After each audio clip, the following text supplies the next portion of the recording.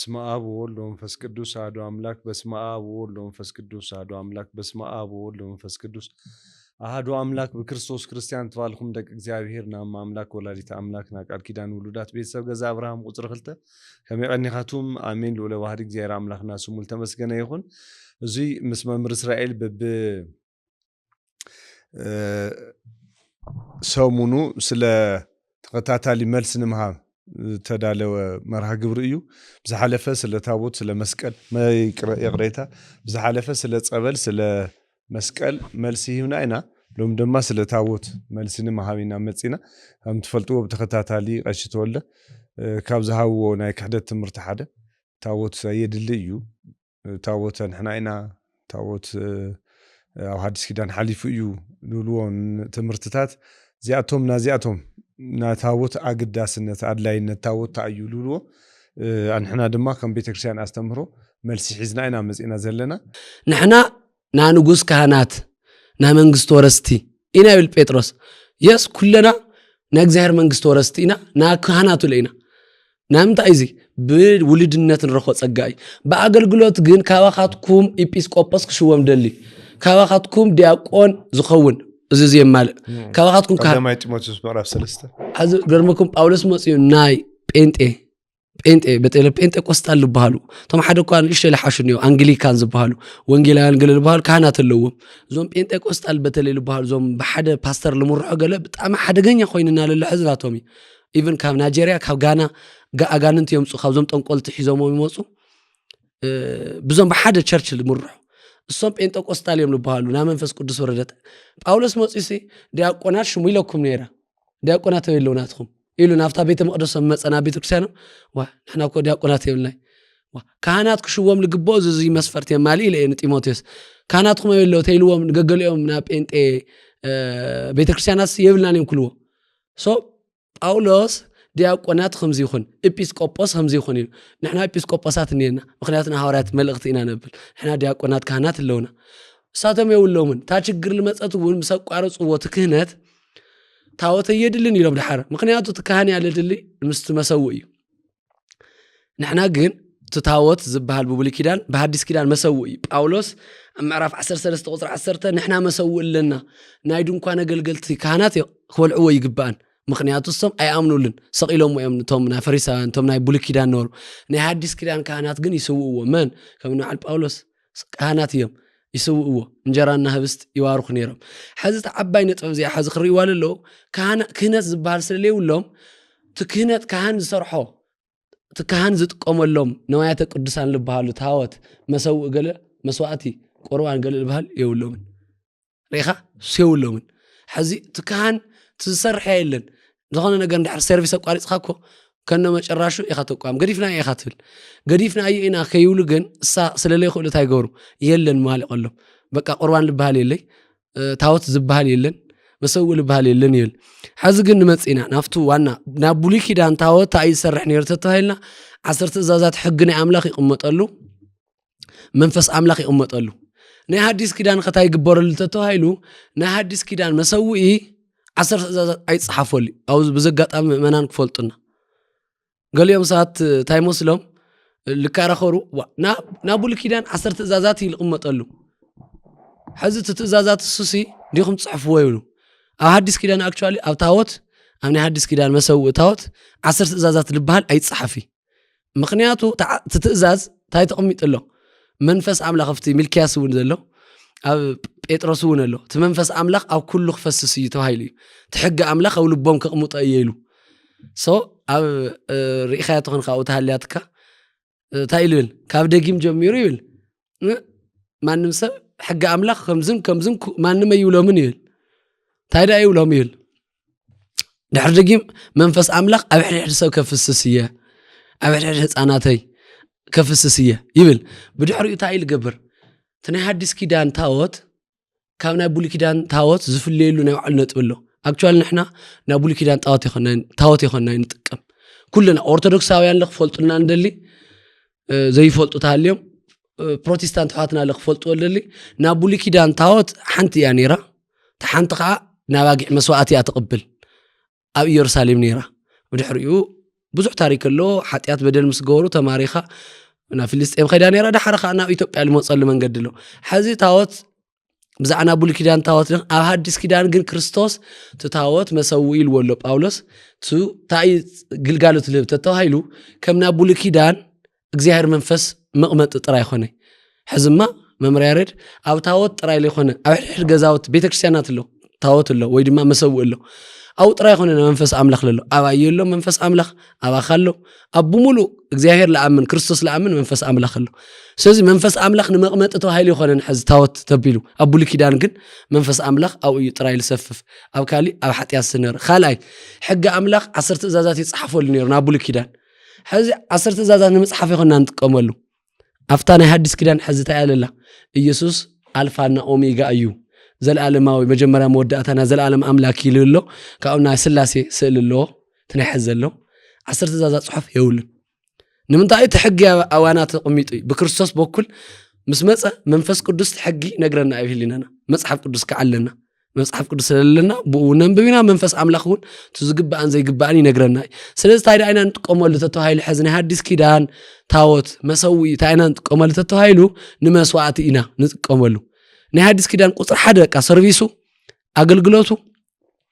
ክንባረኸሉ መንፈስ ኣምላኽ ስለለየብልና መንፈስ ኣምላኽ ሓድረና ይኮንና ንጥቀመሉ እቲ ዓባይ ነጥብ እዚ ኣለላ ንመሰውኢ ኢና ንጥቀመሉ ቅዱስ ጠረጴዛ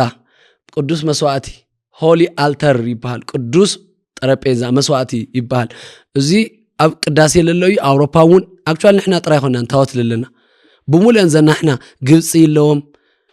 ዞም ኢስተርን ኦርቶዶክስ ዝበሃል ራሻ ግሪክ ብሙሉኦም እዚኦም ኣለዎም ኦርቶዶክሳውያን ኢቨን ካቶሊክ ኣለዎም ቅዱስ ጠረጴዛ ዝበሃል ቦታ ኣለዎም ከምዚ ታወት ማለት እዩ ብሉይ ኪዳን ዝነበረ ናይ ብሉይ ኪዳን ታወት ሓንቲ እያ ነይራ ናይ ሓድስ ኪዳን ግን ኣብ ኩሉ ናይ ክርስቶስ ስጋና ደም ክርፍተት ስለልግቦ ኣብ ኩሉ እዩ ተቐሚጡ ስለዚ ናይ ብሉይ ኪዳን ሓንቲ እያ ነይራ ኣብዚ ግን ብዙሕ እዩ ኣብ ሕድሕድ ቤተክርስትያናት ተዋሪኹ እቲ መስዋዕቲ ታወት ይበል ስለዚ ከመይ ኢሉ ይፈላለ ክበሃል ተሎ እንታይ እዩ ንመስዋዕቲ ኢና ንጥቀመሉ እንታይ ማለት እዩ መስዋዕቲ ናይ በጊዕ መስዋዕቲ ኣብ ብሉይ ኪዳን ሰብ ሓጢያት ተገይሩ ክርስቶስ ስለለይተሰቐለ ዝነበረ ሽዒቱ ናይ ባጊዕ ደም ናተፈሰሰ መስዋዕቲ ይግበረሉ ነይሩ ሓጢያት ስርየት ይወሃብ ነይሩ ሕዚ ግን ክርስቶስ ስለልተሰውዐ ስለልሞተ ታ ብዕል ቅድሚ 2000 ዓመት ክርስቶስ ኣብ ዓለም መፅኡ ስጉእና ደሙ ኣፍሲሱ ታ ስጉእና ደሙ መሰበላ ታ ስጉእና ደሙ ሕዚ ኣብ መላእ ዓለም ምእመናን ክቕበልዎ ምእንታን እቲ ናይ ክርስቶስ ስጋና ደም እዩ ሕዚ ኣብቲ ቅዱስ መስዋዕቲ ሕዘፍቲ ታወት ናይ ሓድስ ኪዳን ታወት ወይ መሰውኢ ዝቐርቦ ማስረጃ ተተባሂሉ ጳውሎስ መሰውኢ ኣለና እቲ መሰውኢ ግን ናብ ብሉይ ኪዳን ኣይኾነይ ኣባጊዕ ደሚ ልስውአሉ ይኾነ ብስሩ ለኮ ግን ራእይ 19 ተልም ራእይ 19 ቁፅሪ 11 ሲ ግርም ልለካ ከዚ ካብዚ መጀመርያ ኣብ ዘጻት 25 ኣነ ከም ነርእየካ ጌርካ ቤተ መቅደስ ስራሕ ዘጻት ምዕራፍ 25 ካብ ቁፅሪ 10 ጀሚሩ ዘሎ ኣብ ማእኸልኩም ዋላ ክሓድር ቤተ መቅደስ ኣነ ከም ነርእኻ ስራሕ ኢሉ እዚ ኣበይ የሪኦ ነይሩ ኣብ ሲና ንዓደይ ንሰለላጎ ትና ሰማያዊ ስርዓት የሪኦ ነይሩ ዳሓር እዚ ተመስጥሮት ኣሎ ራእይ ብራእዩ ከምዚ ይልብል ዕብራውያን ማን ራእይ ምዕራፍ 11 ቁፅሪ 19 ከምዚ ይብል እታ ኣብ ሰማይ ዘላ መቅደስ እግዚአብሔር ተከፈተት ኣብታ መቅደስ እግዚአብሔር እውን ታቦት ኪዳን ተረአየ ይብል ስኢሉ ተረአየ ኾነ እዚ አቀዲሙ ለሙሴ ለሪኦ ነበረ ስርዓት ኣብ ሰማይ ዘሎ እዩ ማለት እዩ ሽንኳንም ሓድስ ኪዳን መብረቅን ድምፂ ነጎድጓድን ምንቅጥቃጥ ምድርን ብርቱዕ በረድን ድማ ኾነ ይብል እዚ እግዚአብሔርስ ፎቲ ፈቂዱ ሓደ ኣብ ብሉይ ታቦት ክቅረጽ ገይሩ እዩ ፎቲ ፈቂዱ ዳሓር ኣብኡ ኮይነ ከነጋግረካ እየ ኢሉ ለሙሴ ልባዕሉ ለሙሴስ ኣብኡ ኮይነ ከነጋግረካ እዚ ኣብኡ ኮይኑ ለነጋግሮ ነበረ እግዚአብሔር ፎቲ ፈቂዱ እዩ እግዚአብሔር ሲ ኣነስ ኣብኡ ኮይነ ለነጋገር ብኡ መስዋዕት ክቀርበለ ይለሊ በለ ኣይ ኤድሌካ ኣይባል እዚ እንደገና ተለይ እግዚአብሔር ተለይ ደልዮ ነይሩ ተለይ ፈቅዶ ነይሩ ራእይ ኣብ ራእይስ ዮሐንስ እንግዲህ ጎይታ ልፎትዮ ልባሃል ዮሐንስ ስኢሉ ሓድስ ኪዳን ለዩ ዝራእይ ዝለለ ትክክለኛ ራእይ ርእይዎም በይ ስኢሉ ምሳሌ ኾነ ሕሾት ኾነ ምን ይኾነ ትዙ ትክክለኛ ለሎ ነገር ላርእዩ መጽኡ ዮሐንስና ከምዚ ቢሉ ኳሲ ና ሰማይ ስርዓት ይገልጽሉ እና ኣብ ሓዲስ ኪዳን የለይ ኩሉስ አዮ ለገርመካ ታወት ከም ለሎ መግለጺ ኣብ ቀዳማይ ቆሮንቶስ ምዕራፍ 10 ቁጥሪ 16 ኣሎ እትንዋርኾ ናይ በረከት ጽዋ ምስ ናይ ክርስቶስ ረይ ጽዋ ልብለሎ ትደሚ እቲ ንዋርኾ ናይ በረከት ጽዋስ ምስ ክርስቶስ ደም ሕብረት ዘለዎ ደይኾነ ይብል እቲ ንቆርሶ ህብስቲ እንጀራ ምስ ናይ ክርስቶስ ስጋ ሕብረት ዘለዎ ደይኮነን ይብል ተወዲኡ ታይ ማለት እዩ ጠቅስሎ ትዝቀርብ እንጀራ ኾነ ትዝቀርብ ህብስቲ ኾነ ወይኒ ምስ ናይ ክርስቶስ ስጋና ደም ቀርብ ኣበይ ልቀርብ ወይ ቅጥዩ ኮሎ ሓደ ሰምሁር ሓደና ምሁር ይይሉ እንድሕር መምረቢሉ ጳውሎስ ስለምታ ኢለውገሎ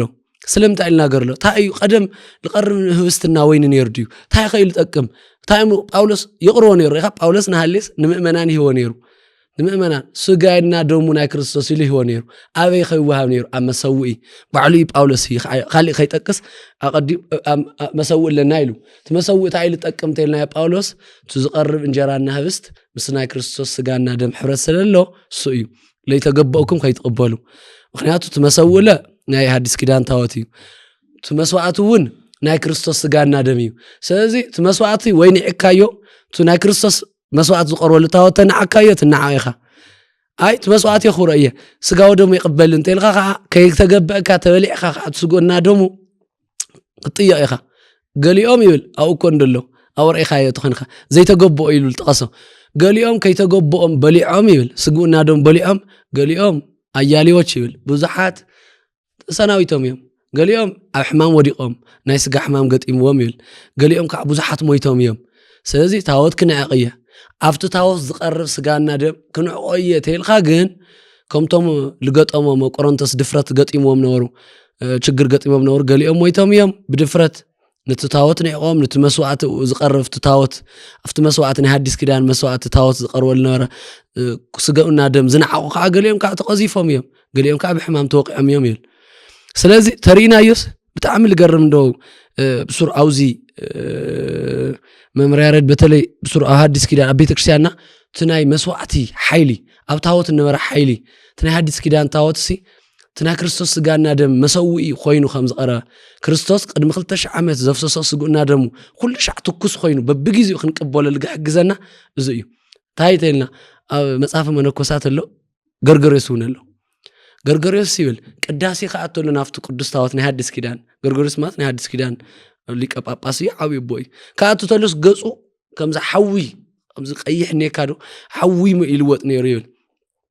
ኣብቲ መሰውኢ ኣብቲ ናይ ክርስቶስ ቅዱስ ናይ ሓዲስ ኪዳን ታወት ኣብቲ መሰውኢ ታወት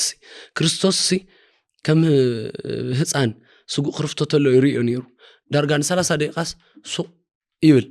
ወዩ ካብ እምሮ ንዕቂ ኮይኑ ኮ እዩ ካብ ድሕሪኡ ደቂሱ ዲድቃስ ዲመጽኡ ይብሎም ነይሩ ይመስሎም ነይሩ ግን እሱ ተደሚሙ ኣው ልካየድ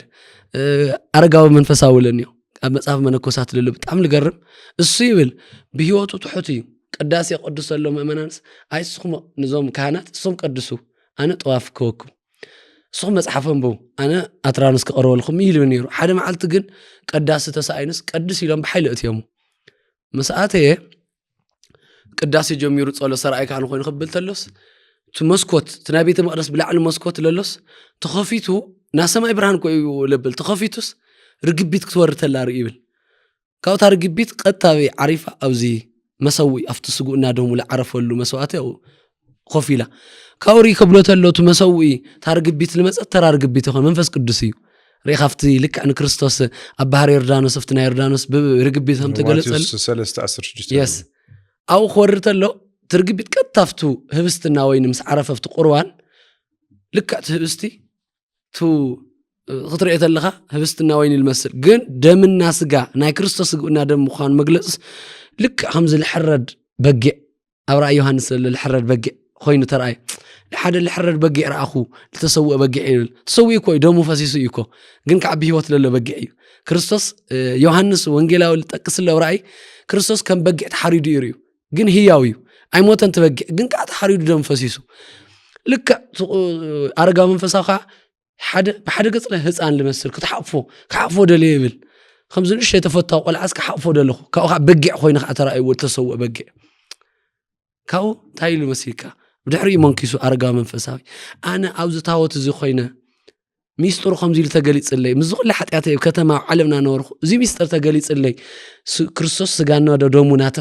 ናተረፍተተ ናፈሰሰ ስጉና ደሙ ተርኢኒ ኢሉ ገዳም ተኸይደ ዳእታይ ከርኢኒ ኢሉ በኣገይሩ ኢልሞኒ ማለት ኣብ ታቦት ውሽጢ ልካየድ ሚስጥር ሲ መንፈሳዊ ልቀት ታሊካስ ፍሉይ ኣነ ታይብለኒ ነይሩ ሓደ ዲያቆን ሓውና ተለይቀረ ላፍታ ታቦት ተቀርብ ተለኹ ሲ يكعصني أنا لا يللن بأكل وحد حد قنعتني يا حمد زيار بقلت لريا زين التقال لمو تابوت المساوي لخون نعملخنا يسوع كريستوس يقول دومون يسوعلو مساوي يخزوا هاد كده هاد